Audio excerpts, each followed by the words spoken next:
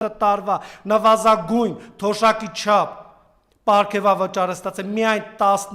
դեկտեմբեր ամսին եւ շուրջ 13 տարվա նվազագույն աշխատավարձի չափ պարգևավճար է ստացել։ Նախարարներին անդրադառնամ 7 միլիոն դրամ նախարարները պարգևավճար են ստացել լավ աշխատանքի համար կփորձեմ անդրադառնալ ինչ է նշանակում լավ աշխատանքը։ Սակայն թվերով 36,000 դրամ 7 միլիոն դրամ հարաբերակցությամբ անում է 194 ամիս, այսինքն մեր նախարարները ստացել են միայն դեկտեմբեր ամսին նվազագույն թոշակի չափով, այսինքն 196 ամսվա նվազագույն թոշակ, այսինքն 16 տարվա նվազագույն թոշակ են ստացել։ Նվազագույն աշխատավարձի դեպքում 8 տարվա նվազագույն աշխատավարձ են ստացել, այսինքն 8 տարվա 7500 դրամ